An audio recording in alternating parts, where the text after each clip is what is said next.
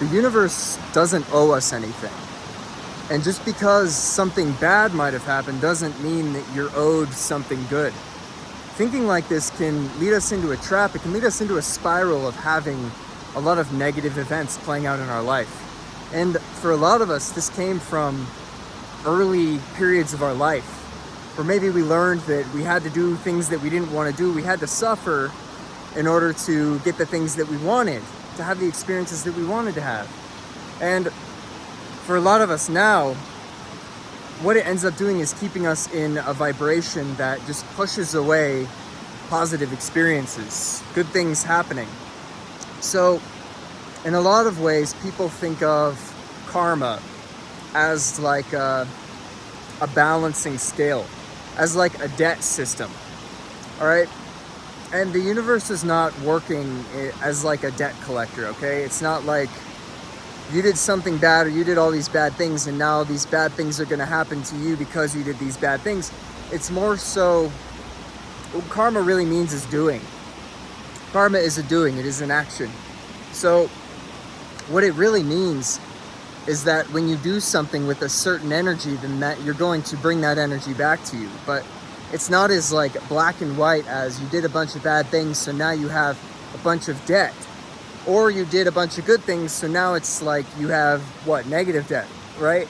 Like the universe owes you something. This is a dangerous way of thinking. The reason being is that if you think the universe owes you something, then what you're doing is you're affirming to your subconscious, you're affirming to your higher self, your deeper self, that you're in a state of suffering and lack. You're in a state of not having, and everything that you want is outside of you and you're waiting for it to come to you. So when we think that the universe owes us something, it keeps us from actually attracting and opening up to letting abundance flow in our life, to letting the positive things flow in our life, right? So when it comes to karmas, when it comes to your doings and the things that you do, whether it be good or bad things that you've done throughout your life, you shouldn't have some expectation of, oh, well, now I did all these things, so I should have this. Because if you don't get that, then you're just going to become slowly sort of cynical over time, that it's like, oh, well, I did all these good things, why is my good karma not coming back to me? It's because you're sitting in a vibration, you're sitting in a frequency of, I do good things, but good things don't come back to me, right? We're always giving, but we're never receiving. We're going through the suffering, but there's no one there to validate you, to tell you, okay, you did the hard things, you did the painful things, so now you can have the good things, right? Your parent's not there anymore, your teacher's not there anymore to sit you down and be like, okay, you ate your vegetables, good job, now here's your ice cream cone, or here's your dessert, whatever it is. Here's your good thing because you did that hard thing. There's no one there to tell us that anymore. So sometimes we can fall into this cycle of, we do the suffering thing, we do the shadow work, we go through the hard stuff and the heavy stuff, and then we think like, oh, well, now the good stuff's gonna happen. It's gonna show up and it's gonna happen to us. But what we have to do is make the shift ourselves.